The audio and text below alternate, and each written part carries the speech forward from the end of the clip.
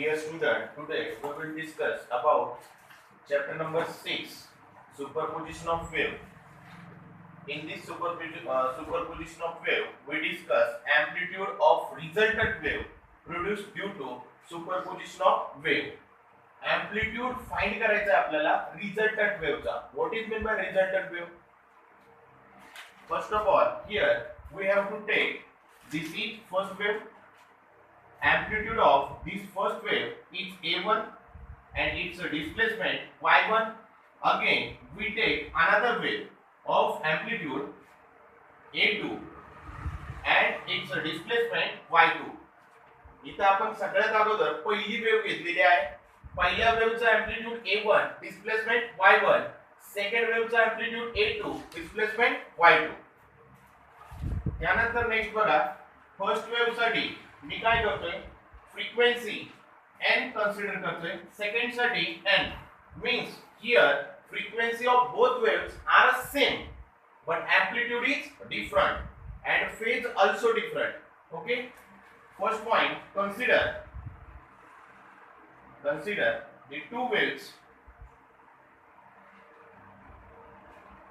of same frequency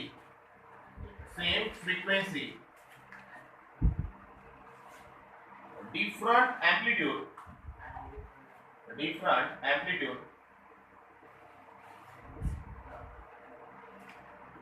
phase of and wave is given by बघा विद्यार्थी मित्रांनो, आपण इथं दोन वेव्ह कन्सिडर केलेल्या आहे. त्यांची फ्रीक्वेंसी सेम आहे, एम्प्लिट्यूड डिफरंट आहे, फेज पण त्यांची काय असणार आहे, डिफरंट. पहिल्या वेव्हची फेज बघा मी 0 कन्सिडर करतोय आणि सेकंड वेव्हची फेज काय कन्सिडर करतोय, five.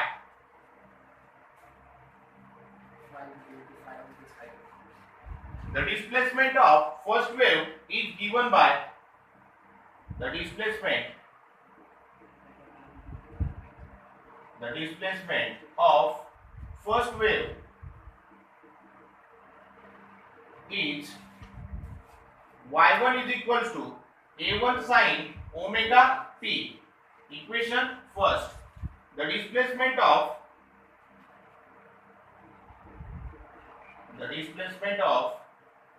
second wave is y2 is equals to a2 sin omega t plus phi. Equation second. आता फर्स्ट वेव्ह मध्ये बघा, फर्स्ट इक्वेशन मध्ये y1 is equals to a1 sin omega t. म्हणजे इथं y1 काय, y1 displacement of first wave a1, amplitude of first wave sin omega t. इथं phase घेतलेली नाही म्हणजे फेजची व्हॅल्यू काय असणार आहे, 0. Second thing, the displacement of second wave is y2 is equals to a2 sin omega t plus phi. म्हणजे इथं काहीतरी फेज आहे. नेक्स्ट बघा, the resultant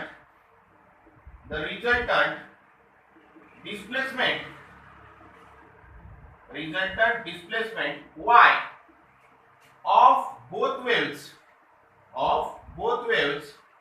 is according to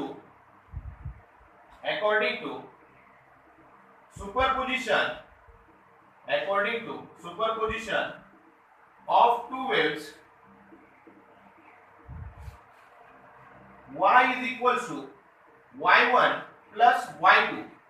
Y is equals to, what is the value of y1, a1 sin omega t plus y2 a2 sin omega t plus phi. Y as it is a1 sin omega t also as it is plus a2 as it is. Here we use formula for sin a plus b. Sin a plus b चा formula बघा, sin a plus b is equals to sin a cos b plus cos a into sin b. हा formula आपण use करणार बघा. sin a plus b is equals to sin a cos b plus cos A sin B. आता इथं बघा omega T ला A late करू आणि phi ला B लेट करू. sin A plus B, sin A means sin omega t, cos B means cos phi plus cos A म्हणजेच cos omega t into sin B म्हणजेच sin phi bracket close. Y is equals to A1 sin omega t plus A2 ने multiply करा A2 sin omega t into cos phi plus A2 cos omega t into sin phi. Next step बघा इथून sin omega T common निघतंय या दोन step मधनं. मी sin omega T common घेतोय. y is equals to sin omega t in bracket a1 plus a2. हे बघा a1 as it is sin omega t बाहेर गेलाय plus as it is a2 as it is sin omega t बाहेर गेलाय. इथं शिल्लक राहिलाय cos phi bracket close plus next बघा a2 हा sin phi अगोदर लिहितो a2 sin phi into cos omega t. Okay बघा इथं लक्ष द्या. आता sin omega t कॉमन आहे इथं cos omega t. परत एकदा रिपीट करतोय. First of all here we have to consider two wave. Okay किती वेव कन्सिडर केल्या? दोन. पहिल्या वेवचा एम्प्लिट्यूड आपण a1 कन्सिडर केला. सेकंड वेवचा एम्प्लिट्यूड a2 कन्सिडर केला. मी इथं ड्रॉ करतोय बघा. This is first wave. Amplitude of first wave is a1. Displacement of first wave is y1. Phase of first wave is phi is equals to 0. तो इथून आपल्याला पहिल्या वेवचे equation मिळेल y1 is equals to a1 sin omega t plus 0. Phase किती असते? 0. म्हणून आपण फक्त ओमेगा टीच घेतलाय. त्यानंतर सेकंड वेव कन्सिडर केली. सेकंड वेव मध्ये बघा second वेवचा amplitude a2 displacement y2 त्यानंतर फेज काय कन्सिडर केली? phi. Equation y2 is equals to a2 sin omega t plus phi. बघा इथे लक्ष द्या मेंशन केलेले आहे consider the two waves of same frequency. आता यांची फ्रिक्वेन्सी सेम. पहिल्या वेव्हची फ्रिक्वेन्सी n आहे दुसऱ्या वेव्हची पण frequency n. Same frequency different amplitude a1 and a2 and same phase. Same phase आहे का रे? नाही. फेज डिफरंट आहे. पहिल्या वेव्हची काय 0 आणि दुसऱ्या वेव्हची phi. The displacement of first wave is हे डिस्प्लेसमेंटचे इक्वेशन घेतले y1 is equals to a1 sin omega t.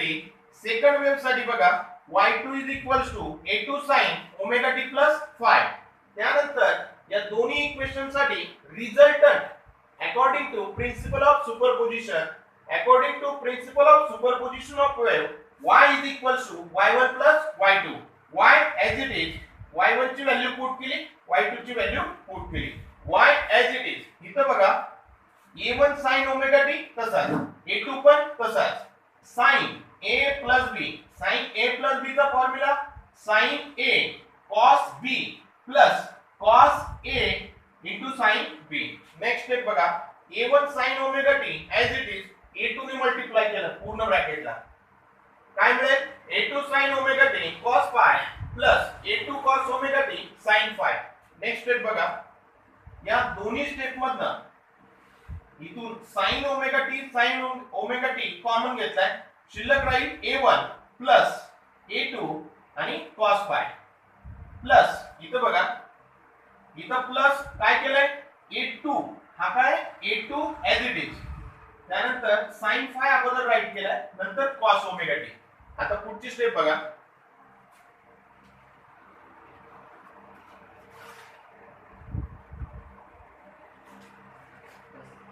Next step y is equals to sin omega t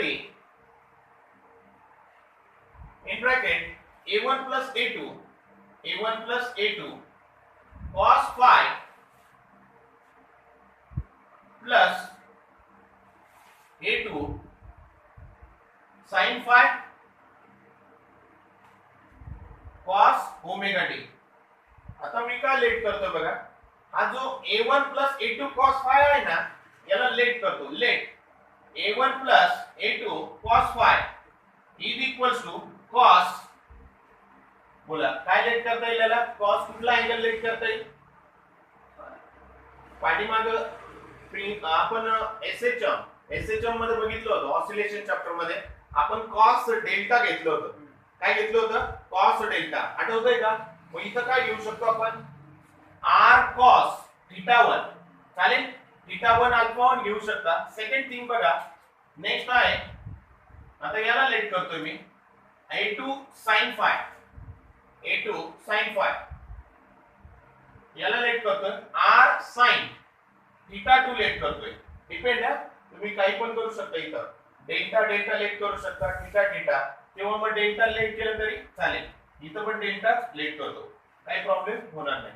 next बघा, y is equal to sin omega t in bracket a1 plus a2 याच्या व्हॅल्यूला काय late केले? r cos delta plus हा a2 तसाच काय late केलेलं आहे? याला लेट केलेलं आहे a2 sin phi. काय लेट केलेलं? r sin डेल्टा इनटू काय? cos omega t. या दोघांमधून काय कॉमन निघेल? y is equal to काय कॉमन निघेल? r in bracket sin omega t into cos delta plus sin delta into cos omega t. इथं बघा, हा फॉर्म्युला कुठला वाटतोय रे? कोण सांगेल? बोला. इथे एक फॉर्म्युला जनरेट झालाय, r in bracket sin a cos b plus cos a sin b. व्यवस्थित लिहून घेतोय, sin omega t into cos delta plus हा cos ओमेगा t अगोदर लिहितो, sin डेल्टा नंतर लिहितो. बघा आता y is equal to r, हा sin a cos b plus cos a sin b. कुठला formula? sin a plus b sin in bracket omega t plus delta. बघा, this is the required and final equation. आता तुम्ही विचार करणार की r काय आहे? खूप वेळ झाला मी r सांगितलेलं नाही. r is the resultant amplitude.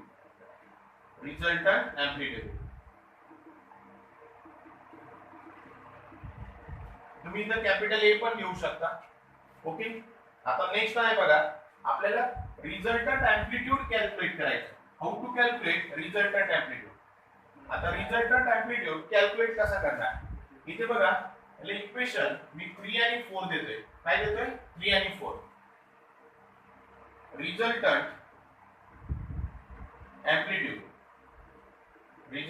Amplitude in bracket capital R हा कॅल्क्युलेट करायचा आहे. How to calculate resultant amplitude?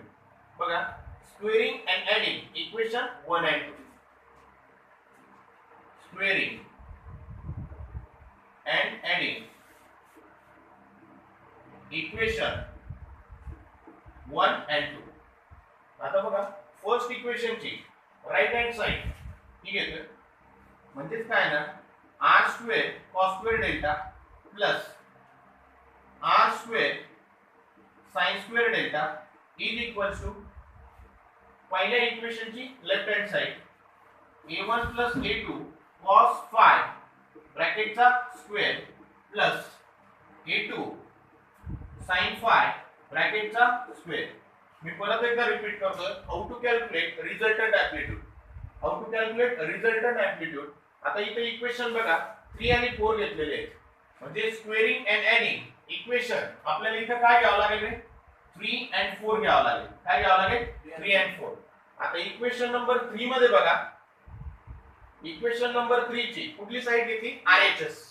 RHS चा याचा स्क्वेअर r स्क्वेअर cos डेल्टाचा cos square delta plus r square sin square delta is equal to याची left hand side त्याचा square plus या इक्वेशनची लेफ्ट हँड साइड त्याचा स्क्वेअर. नेक्स्ट स्टेप, या दोघांमधनं काय कॉमन निघाल? r square in bracket cos square delta plus sin square delta is equal to, इथे बघा a plus b bracket square formula काय तो a plus b bracket square a square plus 2ab plus b square म्हणजे बघा याला a late करा याला b a square a1 square plus 2 times a1 a2 cos phi plus इथं काय आहे ना a2 square cos square phi next step बघा प्लस a2 आता याचा square a2 square sin square phi इथं बघा a2 cos स्क्वेअर phi आणि a2 sin स्क्वेअर phi यांची व्हॅल्यू किती मिळणार 1 a1 square plus twice a1 a2 cos phi plus यांची व्हॅल्यू किती येणार 1 शक्य आहे का नाही म्हणजे पहिले काय कॉमन घ्यावं लागेल a2 square in bracket cos square phi plus sin square phi next step बघा इथं cos square delta plus sin square delta r square as it is याची व्हॅल्यू आहे ना 1 r square into 1 r is equals to इथं बघा a1 square plus 2 times a1 a2 cos phi plus इथं a2 square आणि value काय आहे 1 आता इथं r चा काय आपल्याकडे स्क्वेअर झालं का लिहून